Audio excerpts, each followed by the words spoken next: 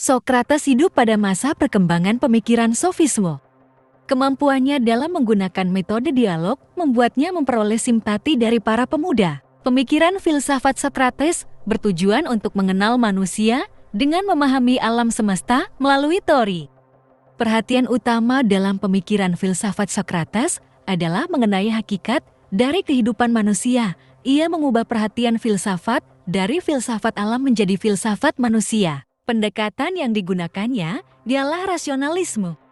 Ia mengkaji seluruh bidang pemikiran. Selama kajiannya dapat mempergunakan akal, Sokrates memulai setiap pemikiran filsafat dengan keingintahuan. Ia kemudian menjadikan rasa ingin tahu ini sebagai awal dari kebijaksanaan.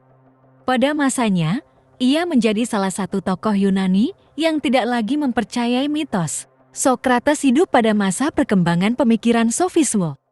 Kemampuannya dalam menggunakan metode dialog membuatnya memperoleh simpati dari para pemuda. Sementara itu, Sokrates dimusuhi oleh para penganut kepercayaan dewa dan Tuhan karena dianggap merusak moral para pemuda dan menolak keberadaan dewa atau Tuhan yang diakui oleh negaranya. Sokrates merupakan salah satu tokoh yang mulai memperkenalkan istilah filsafat di lembaga pendidikan. Sokrates menggunakan metode filsafat yang dikenal sebagai metode kebidanan yang menjadi awal pengembangan metode induktif secara de facto. Pemikiran Sokrates mempengaruhi muridnya yaitu Plato dan kemudian ke Aristoteles yang merupakan murid dari Plato. Pengaruh pemikiran Sokrates menyebar dari negaranya yaitu Athena hingga ke dunia barat. Pemikirannya yang utama adalah mengenai filsafat moral atau etika. Riwayat hidup. Sokrates lahir dari seorang ayah bernama Sofroniskos, sedangkan ibunya bernama Fernarete pada tahun 470 SN. Ayahnya bekerja sebagai pemahat, sementara ibunya merupakan seorang bidan. Sokrates menikah dengan Xantippe. Keluarga Sokrates merupakan keluarga yang kaya, sehingga Sokrates memperoleh pendidikan yang memadai.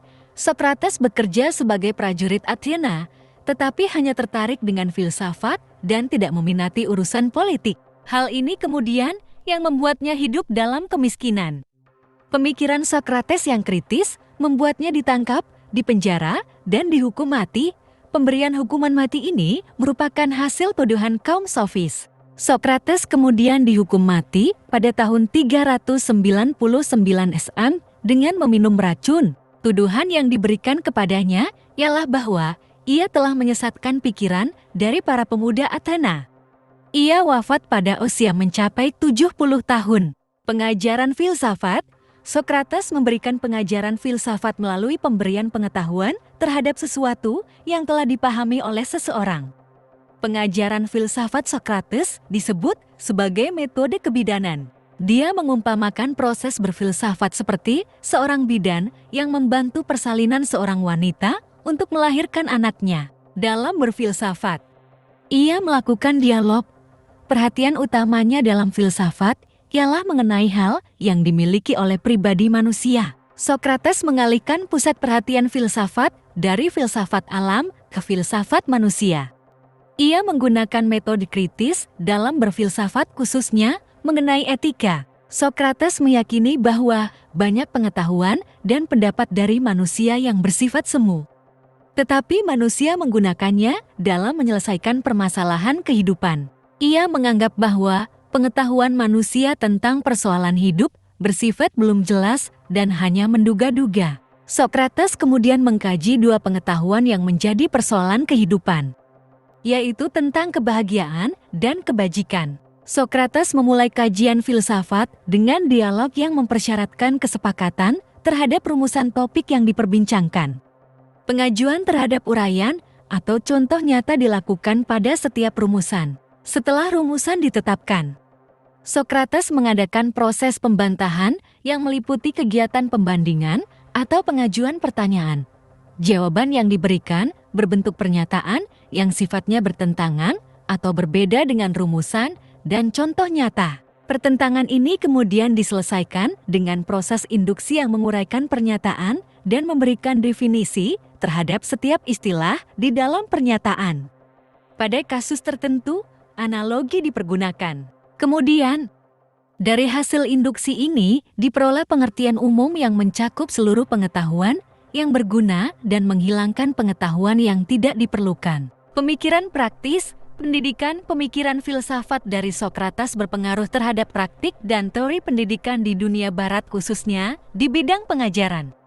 Sokrates mengembangkan pengajaran dengan metode dialektika. Fungsi dari pengajarannya adalah untuk melatih kecermatan individu dalam berpikir dan menguji dirinya sendiri, serta memperbaiki pengetahuan yang telah diketahuinya sebelumnya. Metode Sokrates dimanfaatkan dalam pendidikan untuk mengembangkan pengetahuan peserta didik secara mandiri dan tidak sepenuhnya dipengaruhi oleh pemikiran dari pendidiknya. Hukum pada abad keempat SM.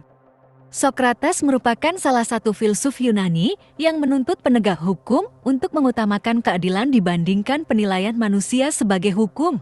Sokrates memandang bahwa hukum merupakan bagian dari tatanan kebijakan yang dapat mencapai keadilan umum secara objektif.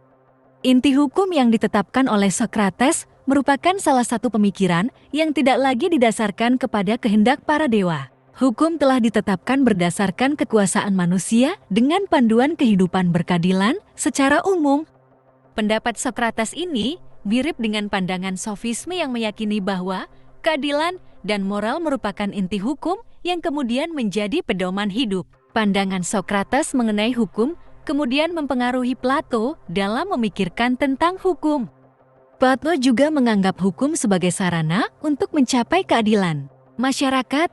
Sokrates merupakan salah satu tokoh pemikir yang menganggap masyarakat terbentuk secara alami. Suatu masyarakat terbentuk oleh manusia dengan sifat yang dapat mengalami kemajuan maupun kemunduran. Perkembangan dari suatu masyarakat terjadi tanpa dapat dicegah sama sekali. Pengaruh pemikiran semasa hidupnya. Sokrates memiliki murid bernama Plato yang menjadi perintis pemikiran idealisme. Pemikiran Sokrates mempengaruhi pemikiran Plato mengenai filsafat moral atau etika. Pengaruh ini khususnya berkaitan dengan paham bahwa manusia memerlukan tujuan hidup di dunia. Adanya pengaruh diketahui dari pemikiran Plato mengenai gagasan tentang sesuatu yang baik. Keberadaan sesuatu yang baik ini menjadi dasar bagi keberadaan gagasan lainnya. Selain Plato, Sokrates juga memiliki beberapa pengikut yang kemudian membentuk mazhab tersendiri, masing-masing yaitu Euclides dari Megara, Phaedon dari Elis, Antisthenes, dan Aristippos. Euclides dari Megara berusaha menggabungkan antara pandangan Sokrates mengenai yang baik dengan pandangan mazhab Elia. Hasil penggabungannya dikenal dengan nama mazhab Megara. Phaedon dari Elis membentuk mazhab Elis memiliki ajaran yang berkaitan dengan permasalahan dialektika. Pemikiran Phaedon diteruskan oleh muridnya yang bernama Menedemos dari Eretria yang kemudian membentuk mazhab Eretria yang juga membahas tentang dialektika. Antisthenes mendirikan mazhab sinis yang menolak nilai etika dari adat tradisional dan meyakini bahwa manusia memiliki keutamaan tertentu. Sementara itu, Aristippos merupakan pendiri mazhab hedonis. Ajarannya ialah tentang kesenangan sebagai sesuatu yang baik. Kesenangan ini diperoleh secara maksimum dan harus disertai dengan kesusahan minimum. Akal berperan dalam memberikan penilaian atas tingkat kesenangan dan kesusahan.